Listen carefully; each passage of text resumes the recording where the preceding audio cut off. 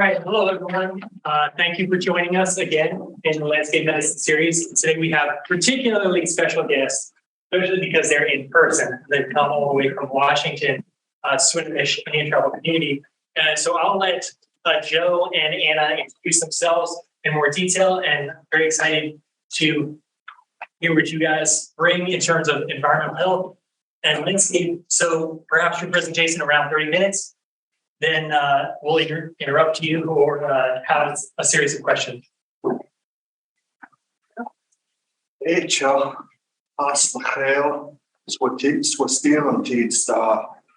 Hello, good day. My Indian name is Swinomish. My other name is Joe Quintasket. I'm an enrolled Colville tribal member, originally from Eastern Washington, and have been living at Swinomish for over 30 years. I just over a year have worked with the Swinomish Indian tribal communities community environmental health program, and that's and our 13 Moons at Work is a program under this environmental health program. It's about our 13 Moons garden, gather, and harvest program. My ancestral names are Adolfo. My English name is Anna. And just to be kind of brief, so we all have time for questions and discussion, we're just going to zoom through a little bit about our program. So as I was talking to one of the students earlier about landscape and the significance of it, one thing I was thinking of is how important it is to understand the landscape that you're working on before you actually work on it. So that's kind of like what our program focuses on. So we're going to kind of go through the 13 week calendar, the work that you guys, as Joe mentioned, kind of do. So one of the first things we like to think about is roots and the significance of it. So we do a lot of plant work. And like with plant work, obviously you have to think about where you're going to plant it, why you're going to plant it in that space, is it going to thrive, et cetera, et cetera. So you can also relate this to yourself and internally ask yourself some of those questions as well. So this is just a good thing to consider and to think about as we kind of go through to reflect upon your own roots. So for Swinomish, I'm so sorry. I just realized that this isn't also following this. So that's interesting. I'll hear that. But basically, so Swinomish, it sits right between Bellingham and Seattle. So we're part of the Point Elliott Treaty of 1855. So we were originally made up of 5 different tribes, and then we all got put onto this smaller space of land once we were given our treaty rights. So that's a little bit of context and our parameters. So as you see here, yeah. Okay. Well, 13 Moons. So this is a calendar recognized globally, so by Indigenous and non-Indigenous communities. But Swinomish, we use this calendar to kind of dictate which seasonal event takes place during that given lunar moon. So we're currently entering the moon of the falling leaves, and we're entering the moon of the dog salmon. So this is an overview of all the different moons on this next slide. And yeah, so one thing that I like to think about when it comes to these moons is like revisiting certain phases and seeing them throughout the year. And we will start with Moon of the Winter Time. So Moon of the Winter Time is late January to early February. And let's see here, I apologize about the lag, but basically in kind of like the winter months, that's a time of just kind of reflection at a time because a lot of the plants are dormant. But yeah, we will follow through in just a moment. But as I mentioned, just kind of like the significance of returning to the same site and then equating yourself with those given surroundings. And there's a variety of different things that you can do to do so. All right, I apologize. Ooh, I don't know what this is. You want to share again? Screen share. Yeah.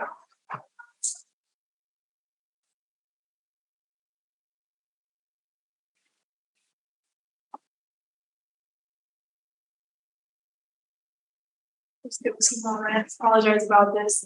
But basically what all of this follows is our 13 months curriculum book.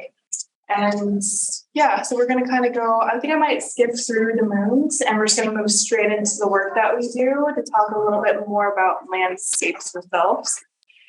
So again, it's just really important to recognize, that everything is so layered in life, and mainly in Indigenous communities, just like kind of starting from having a starting point, such as a grounding thing like the 13 moons. So that's what we're trying to hopefully help bring back in the work that we do, and in the work that we're hoping to continue to do and to grow even beyond our Swinomish boundaries. So let's see here. I guess we're not going to do the presentation as we planned, which is fine. So we're just going to kind of talk about the work that we do. So We'll also consider me getting most of it. It's me. I can try. Yeah, I feel so bad about this that I would be able to present this, but that's okay. So, Joe, maybe do you want to talk a little bit about the garden? I wish I brought these items down for like difference. And what swimming pool that we use and what the community garden is. Yes, as our 13 Moon Community Garden is at the Northwest Indian College Swinomish campus site, and we have in the back in one area we grow mostly in raised bed gardens, common domestic produce, and we just got a nice hoop house greenhouse this year, and so this season we have grown a variety of 26 different fruits and vegetables, and ranging from cubes, carrots, celery, tomatoes, squash, and the list goes on. And on Wednesday is our produce day, of which we have 7 produce stands that we run and operate. The main biggest one is at the front of the Northwest Indian College, and we have 6 others, say at the fitness center, the front of the medical center, the senior center, youth center, the preschool, and we also deliver to elders of the Swinomish Indian tribal community. And so we said, prepare boxes or bags and deliver good quality fresh produce, both from our garden and what we get from local markets. And this year we grew bushel, had a good producing crop, and we're as the season has reached the end of the first round of produce, it has cut back and diminished into where we have what's left mainly in our greenhouse, which are some cubes, snake beans, gooseberry, and peppers and tomatoes. And we're about to roll into our cool weather crops, and the greenhouse growing is something of a very new project to us. So we know that we're going to start with some small heads of cabbage and whatever we figure should grow pretty well. And then around the campus, we also have a variety of, say, 40 native plants of food and medicine, shrubs, trees, from wild strawberry to choke cherry, down to the bog we have in the front of the college, a bog garden where we have some cranberry and marsh pea, and have many attempts at growing wapato, which is a water potato or duck potato, as it's called up north.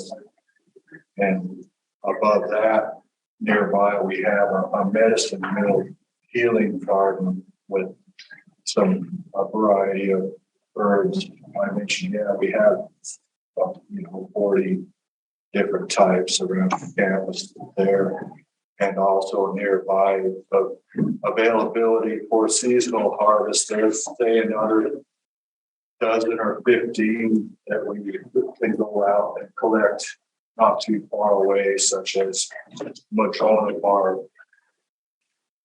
huckleberries, and stuff, plenty of wild rose and alder trees, and quite a variety. And so I also teach in some of our lessons with the youth center and wherever community members may need help with the Shutsi Indian language, that is the main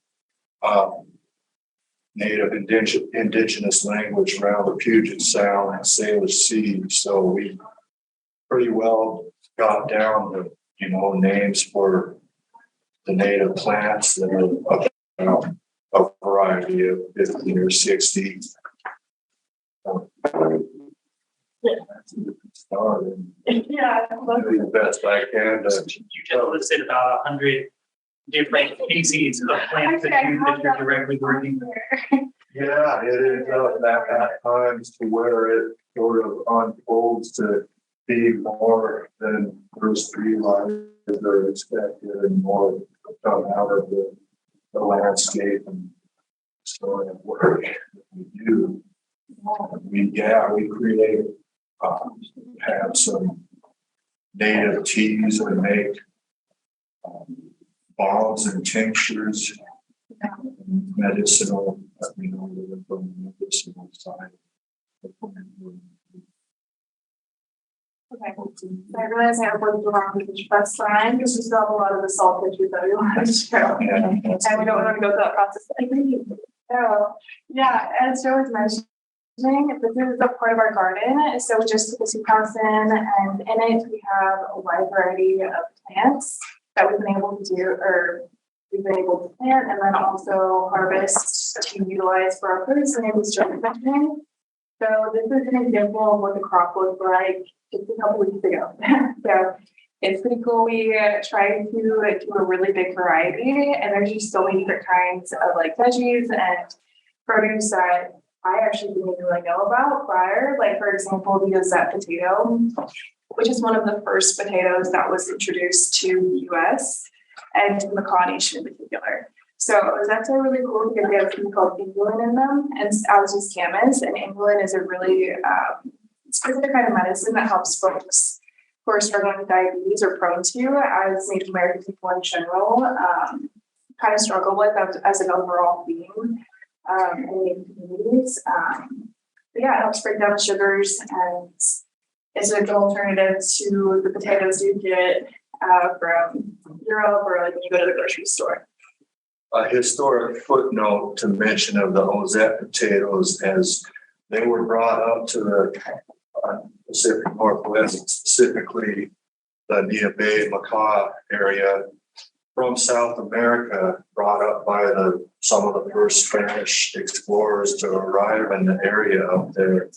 And the people around the Lake Ozette and the Makah Nia Bay area kept those going, cultivated for all these years, a couple hundred years. And in the meantime, as I just learned recently, that as they were brought back to Spain and Central America and other places, they were wiped out, extinct by disease, but they have been kept going strong in our state. They are a very good potato. And we harvested probably 2 or 3 meals a week. Yeah, and then another really fun one is we have these really cool cherry bomb tomatoes, and then also these little guys. So just like a really big variety again, and the whole purpose of the garden and the produce is just to encourage a healthier eating habit. So just thinking about place in that kind of regard of bettering yourself by not only like watching something grow, but then also consuming it. So we host this produce stand weekly. Alan actually had the pleasure of joining us on Wednesday, which was really fun. And we were able to bring all this produce to the various stands, as Phil mentioned earlier. So we have 7 stands total, and 6 of them are self-serve, and then one of them is the one that we have at our gardens.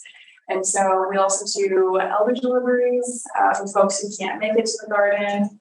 And we do all of this with the help of our mini interns, and then also with some community volunteers, et cetera, et cetera. And yeah, so we try to incorporate as many, as I mentioned, native plants as we can and use them in alternative ways. So there's a lot of different ways that you can use native plants as opposed to just maybe like the surface level things that you can do. Like we try and get really creative with them. And I think that's an important thing to know and to try and think about just to kind of expand the way that we look at plants and familiarize ourselves with them. So some fun things that we've done, like with the beets, for example, is a lot of the times when we introduce these plants to our elders in the community, they're like, well, what am I going to do with the beet? Or like, what am I going to do with spinach even? So we try and use them in different ways, such as carrot muffins, or we make a lot of different teas. And there's a lot, we have a lot of really cool tea blends that we've been able to come up with over the years.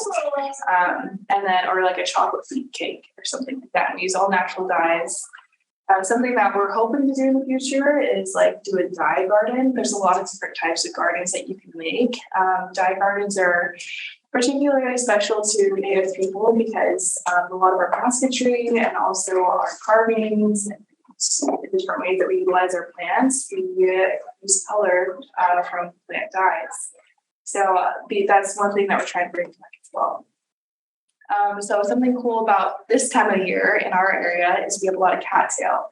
And with cattail, you can use the leaves for things like headbands or weaving, but you can also use the roots to make flour. So like, again, there's just so many different uses for a lot of things that you may not think about if you don't just put in like a little extra time to ask just a couple more questions about the plants that you're putting in certain areas, in certain spaces. And then something else that we do, I think Jill also mentioned this, is our plant medicines. So I think that it's really important to recognize that these plants are here with purpose to help better ourselves, but then, and like kind of as I mentioned before as well, aside from just like the plant themselves, the presence of the plant, but also the medicinal benefits that they each hold. So one of our more popular tinctures that we make is the St. John's wort. It is one of the more stronger plant medicine, or one of the stronger plants that we use. And we use all of our tincture, or with all of our tinctures, we use apple cider vinegar as opposed to alcohol, which we try to steer clear of. And they have really similar benefits as extracting medicine from the plant goes, but it just takes a little bit longer for it to infuse. So we do a lot of solar infusions and usually sit for a few months at a time. And then here's a few examples of some of the tea blends that we've done, and just kind of getting creative with the ways that we are able to present this to the community to create that interest. So yeah, that's kind of, again, we really do dabble in quite a bit. But one thing I wanted to talk about today in particular, aside from all the work that we do, which we've probably talked about for a while, looking at the clock, is our clam garden project. So we had the pleasure of making a couple of different clam gardens. So for those who aren't familiar, these have been carbonated for thousands of years, and they essentially just create a habitat for our shellfish and then also marine life. So it's just native technology that we're trying to bring back, and we're really excited because in Swinomish, we're going to be one of the first tribes in the lower part of the U.S. to implement it. So we have a really beautiful space that we decided to put it in, and it's a unique space because it's a partnership between the state as well as Swinomish itself. And Yeah, we also have a few of our traditional foods growing in this area as well. We have a little restoration project here for camas, which is one of our staple foods. And then again, our revolving tidelands, we're going to be implementing a clam garden, which we did find remnants of one. So we're really excited to bring that technology back. And Joe, I don't know if you want to share some of the details about how we did this and the state in particular. Sure. Here, the Swinomish tribe had 33 tons of the big rocks delivered to this particular beach around the high tide level. At high tide, had a barge come in and unload them. And we built this rock wall that is an arcal contour at 2 feet below the usual low tide level, and 2 feet high and about 4 feet wide, and extending 200 feet across the beach there in the picture. And as we started out, we began carting and packing them down and figured out that forming a human conveyor chain was the way to go, like for the most of the way from where the rock pile is at the high tide level on down to the low tide area. And from studies that took place up in Canada at some of these, pre-existing clam gardens with the rock walls, it has been figured that for butter clams will grow 4 times as many as far as the rock wall collects sediment above the rock wall and expands the habitat for shellfish across that area. So it really brings about a lot more nutrients and raises the grade of the beach, and so that it is also more gradual than steep, which is better for shellfish production. And so the clams grow much faster. The mention of the butter clams clam garden can grow about 4 times as many, and for the little neck small steamer clams about twice as many and twice as fast as the studies over in Canada went to show. And also it brings in other sea life that thrive there, other shellfish. On our visit to Canada this spring, a few things pointed out where giant sea scallops down in the big rocks along the rock wall, and also some juvenile Dungeness crab roaming around. It's all about creating, expanding that biodiversity of the sea life and being able to provide that much more food for people, more protein. And something else really cool about these that we learned about when we went on our trip to Canada, Vancouver Island, is that a lot of these were stretched for miles. And so it's obviously quite a bit of work to maintain. So it's a community effort, and some of them would also be family islands, like this one right here in this photo in Russell Island. Was we're guessing it was owned by a smaller family or band apart from the entire group.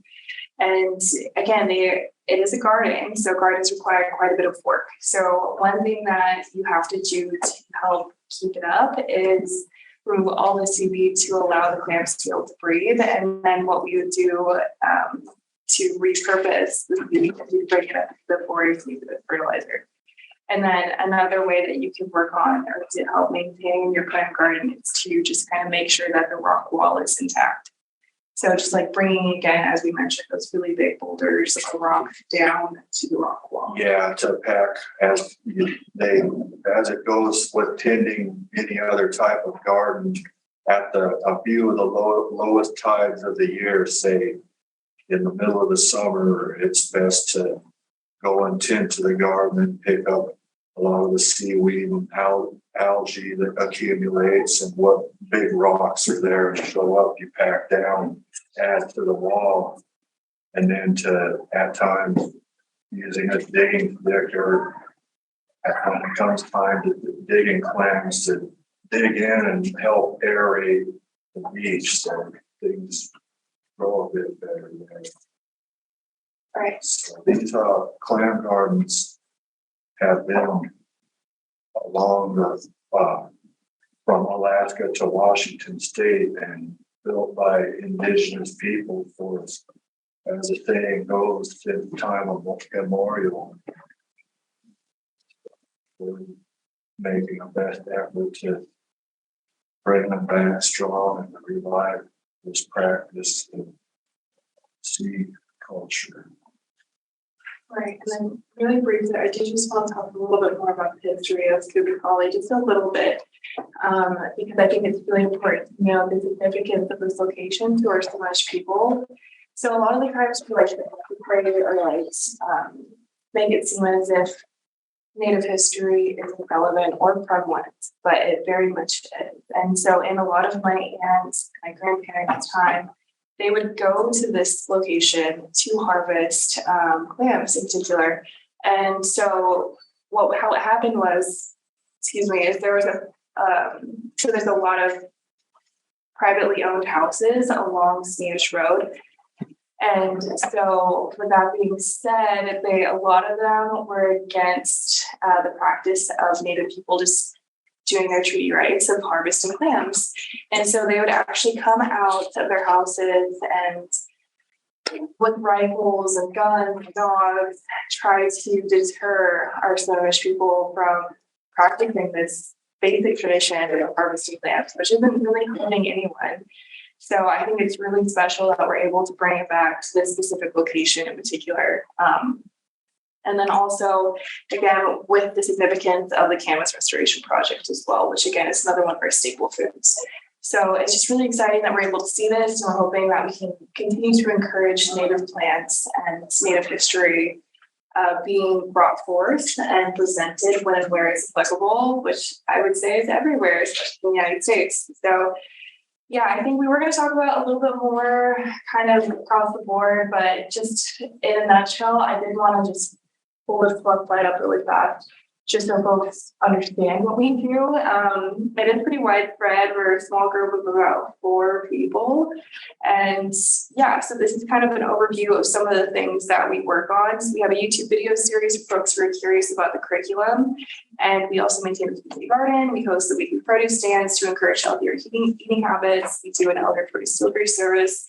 And then we also do harvesting and medicine making workshops. And then we maintain all of this on our Facebook page because Swinomish people, that's their main source of communication via social media is Facebook. And then we also host youth outdoor lessons. And again, we're part of the Clam Garden Project. So yeah, we hope that this is kind of like a good insight as to something that's going on just north of here. And if anyone has some questions, we have a lot of resources and materials that we'd love to share with you all. So yeah, is there anything else you'd like to add, Joe? Okay, well, maybe if we can start with laws.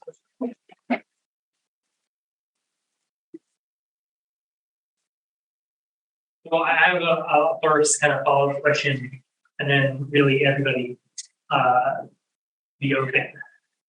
You mentioned these clam gardens are essentially this garden typology that is now quite rare. And you have one now that you revitalized. And are there any others in active care in your area? No, not that I know of in the United States, but I think they're up in Canada. Some of our First Nation relatives are perhaps a little further along with reviving these as some of the studies that we call in my research and preparing leading up to it is that around a Quadra Island up along Vancouver Island, they did a study over a few dozen clam gardens that they found that planting some small juvenile clams in there, we learned how much faster they grow there compared to other regular beaches that aren't prepared on. How many do you think are out there that are currently neglected? I would say it's likely into the hundreds, and to mention of in recent times, a Swinomish tribal member, former Senator Joey Williams, made a visit up to Campbell River, which is about halfway up the east shoreline of Vancouver Island. We're not only at the low tidal level, but this one he visited had the rock walls stay at 5 different levels along the beach there. So it went to show certain creative diversity that way. People's approach ideas. And you guys touched on this briefly, but what do you think are some of the barriers to the revitalization and care for that kind of really unique and beautiful traditional garden typology that, like you said, there's hundreds of them out there, but they're not necessarily being cared for right now. What do you think are some of the barriers to that?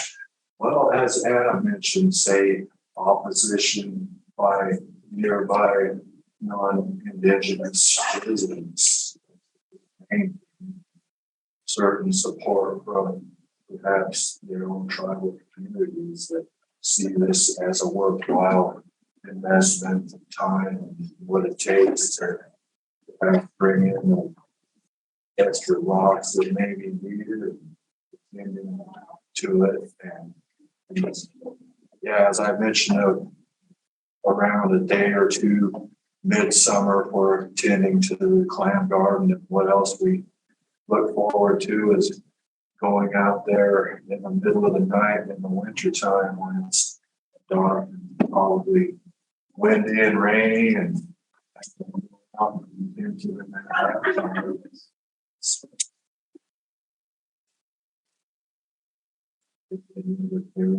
to mention, well, the overall health of the sea around certain areas is a big factor component with pollution in the modern day that can really take a toll on things.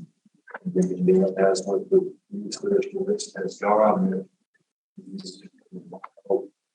to extend and help to bring the water in that local area to the extent as possible. Well, I could keep following up on that, but I want to give an opportunity for the others to ask questions, perhaps on the topic or anything. What does the medicine wheel garden look like? Is there a structure of where you place the plants within the medicine wheel? Is it related to oriented to the more directions? Yeah, so our medicine wheel garden that was put in, that was actually one of the first things that was put in our garden. And right now we have it sectioned off. So for those who aren't familiar with the medicine wheel, it's essentially just a circle, and the main purpose is actually more so like a Midwest, Southwest reference. And so we still use it in the Salish region, but it just represents the 4 different directions and the different cycles of life. But in our garden, we just have it sectioned off, not necessarily by color or by orient or anything like that. It's more so just how it kind of came to be. And so we just have it as it is. Yeah, I don't really think that we do anything like delivered needs in places, but more so just like what grows in that given type of. So like we have like a foliar type of plants. Yeah, we're all gumweed that is. Yeah, gumweed, and then we have Canadian berries, we have strawberry, wild strawberry, cabbage, wild onion, that just took over. So Yeah, just kind of like a really wide variety, but as Joe also mentioned, we just try to put as many native plants as we can when where we can.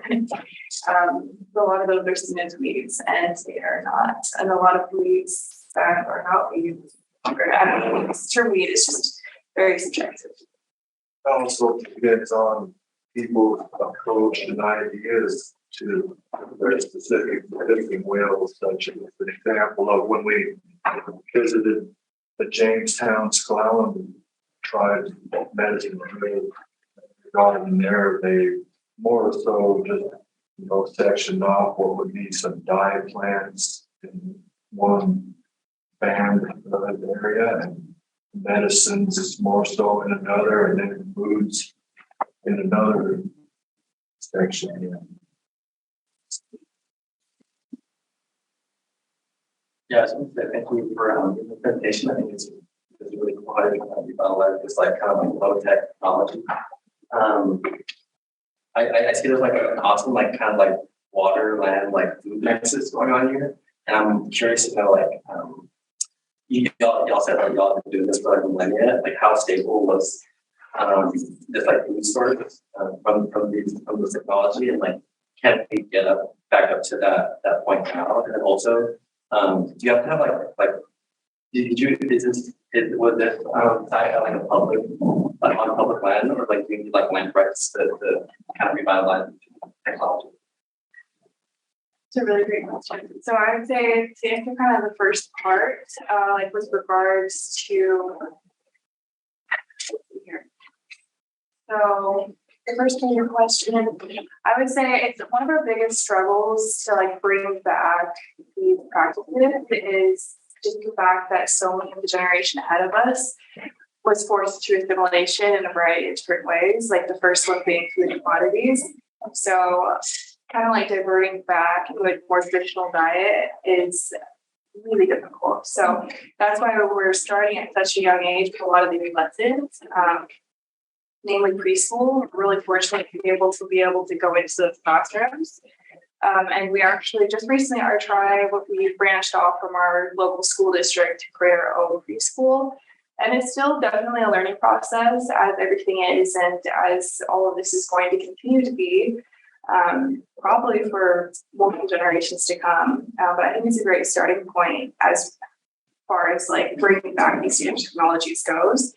And so the first step I would just say is just like recognizing the issue, which I think we're doing a relatively good job at. And then next from there is to start with the youngest generation, and then from there kind of hopefully it filters through up, which we'll see. And then in regards to like land rights and things like that, that is very much place-based. So every federally recognized tribe has their own kind of government system and process and relationship to that given state. So as I mentioned, we're part of the Point Elliott Treaty. So when we signed that treaty, we were given rights to harvest along all the tidelands in our area. And thus, regardless of houses being privately owned or land being privately owned, like we still have access to go on those tidelands. So just again, bringing up the treaty, and then besides that, like going to like our doing Q&A and it's like hosting things. So another thing that we do is we host a huckleberry camp, and this actually isn't technically on our reservation land, but we were able to reclaim this through harvesting rights. And Joe, I don't know if you want to speak more to any of these topics, namely. Well, if anyone is familiar of Mount Baker up in northwestern Washington, that's where these UNA areas are to harvest huckleberries up there, which last year they were very abundant and plentiful. And then after this previous winter that saw a lot of snowfall that stuck around up here for a long time, and then a late, very cool and rainy spring that there wasn't any huckleberries or enough to go out there and make a harvest this year. so the Huckleberry outing didn't happen. Also, this winter, and some neighboring tribes like Nipsack, and only have hunting rides up around that particular area, and I'm okay to go out and hunt, harvest every year.